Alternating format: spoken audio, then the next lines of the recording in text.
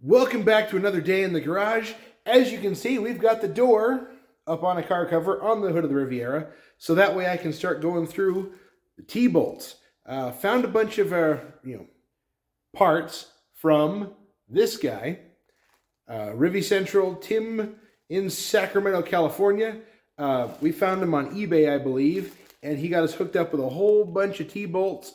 This is an antenna switch, story for another day, but anyways, we're going to start taking inventory of the T-bolts we've got there and start getting this door back together so we can drive it again. Before I get too far along, I'm going to look at what it's going to take to put the remote mirror back into its little hidey hole here. Now, if we come inside, and I try not to get lithium grease on everything and kick everything over, there is a plate there that'll hold the remote mirror.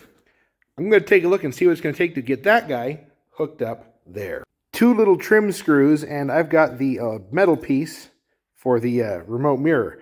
Now I pull it off and notice that we've got this nice little piece of bracketry of some sort that looks like it ought to go right over that, or I wonder if that is just meant to go right into place of that. Let's figure it out. The good news is that we have all the parts to make this happen. I'm going to explain this just a little bit because it's easier to show you for those that have never done this before. So as you can see, this is keyed in a sense. You got two, well, if it'll ever focus on me, there we go. It's got two smaller ears and a bigger ear. That corresponds with this guy. You can see that you've got a bigger ear on top and you've got smaller ears on the side. And then you also have this funny little, slightly wavy retaining clip. So here's what I'm finding. That goes on first. This guy goes on next. Make sure you get them in the right position. It slides on. And I'm trying to figure out how do you hold this against the door? The answer is it turns ever so slightly, and it just kind of like keyways itself in. So just like that, little retaining clip goes on the back side. And just to make sure, make sure that your mirror is going to go the right orientation. And then this guy comes on. Now you'll notice it's slanted. So what that means is that it's got a kick, so that way it points at the driver. Okay? So that guy largely sits on there like that with the screws that go through everything. And believe me, this is a challenge to hold on to, but it's here, and we're just going to snug that guy down. We're going to put this guy in the hole and tighten it up just like that. Now, you're going to say, but how the heck do I get that in the door? The answer is you're supposed to do all that while it's down in the door and you're balancing the door skin on your foot, trying not to hurt anything. This was trying to figure out what bits and pieces I have available to me, and we have all the parts to make it work. Now that I know that, we can do it on the door. So to mark where the hole in the vinyl needs to be, I just put this guy back in place, took a black Sharpie, traced where I needed it to be, and now I'm going to grab a very sharp craft knife and open it up. So I'm now down to getting the little T-bolts into the door. They go in these little pockets, and it's really easy to see why when I read that when they start to spin in the door, there's not much you can do about it to fix it that won't harm the outside of the door. Because, we put that guy in there, and it will just spin around wildly. It doesn't really have a place where it's going to, stay put. So, here's what I got.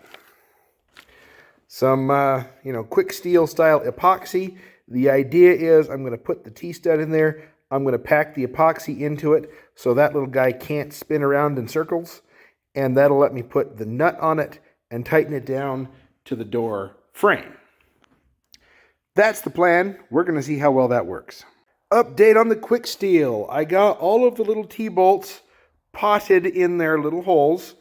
And, it went pretty good. I was able to, a couple of the ones that are up here where there's not a lot of, it tends to roll away with the curvature of the door. I put a glob underneath, stuck the T-bolt in, and kind of potted the rest of it. So it helps hold it more solid. The only one that I'm not doing is this guy. because it's so broken and maimed. I'm not going to mess with that one. And I may not mess with this guy. He's on the leading edge under the trim. Either way, that one gets done from the front. So now I have an hour cure time, so I think I'm going to go change the oil on something else. So I'm under the car changing the oil, and I get a visit from Harvey, the Golden Dozen Retriever, coming up to check to see what's going on. So the epoxy putty, whatever we're going to call it, it's cured, it's set up. I'm going to grab another set of hands because I don't want to drop this, and I don't want to have to fix it if it does get dropped. So grab a buddy. It'll be easier that way, I promise. And after what would have been a riveting time lapse of me going back and forth about 3 dozen times with the little 1024 acorn nuts, the door is back on. Actually, the door's always been on, but now the skin is back on.